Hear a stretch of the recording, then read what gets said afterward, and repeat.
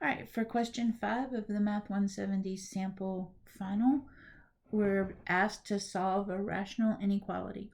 Our first step in that process is to make sure that our inequality is of the form where the fraction's on the left, which it is, and zero's on the right, so that part was taken care of for us.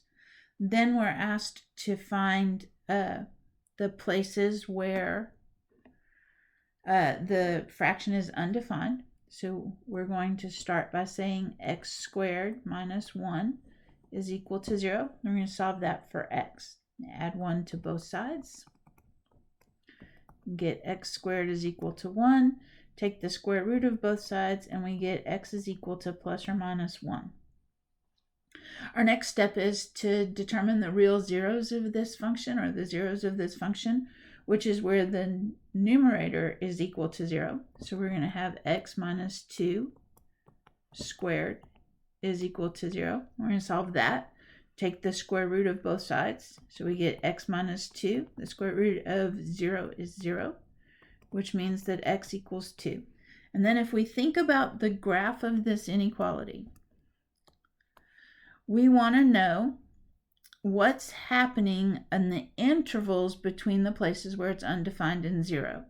So we want to know from infinity to -1, from -1 to 1, from 1 to 2, and then from 2 out to infinity. So the intervals that we want to look at are -infinity to -1.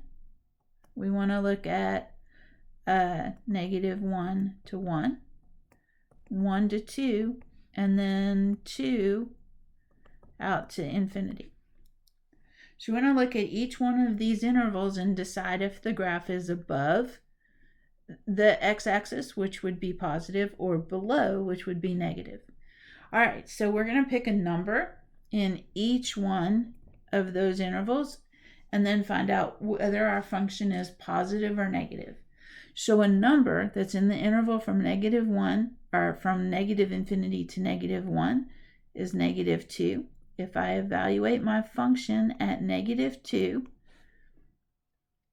then I get -2 minus 2 squared over -2 squared minus 1. When I do that math, I get -4 squared is positive 16, and -2 squared is 4, minus 1 is 3. So this is positive, which means that this section of the graph is above the axis. A number between -1 and 1 is 0. If I evaluate my function at 0, I get -2 squared divided by -1. -2 squared is 4 divided by -1. So my answer is -4. It's negative. That means that for this interval, my graph would be below. Okay. For the interval between 1 and 2, I need to find a number between 1 and 2. That number is 3/2.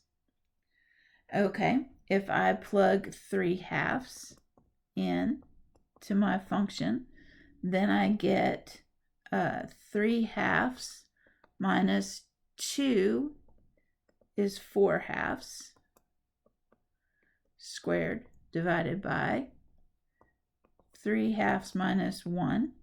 3/2 minus 1 is 1/2. I'm sorry, it's 3/2 squared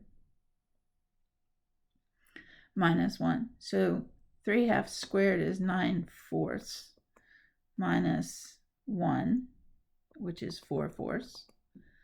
And so that would give us 3/2 minus 4/2 is 1/2, or -1/2, but -1/2 squared is 1/4, divided by 9/4 minus 4/4 is 5/4. So this is positive. So our interval here between 1 and 2 is up here. And then to pick a number between 2 and infinity, we could choose 3. So we have 3 minus 2 squared divided by 3 squared minus 1. So 3 minus 2 is 1.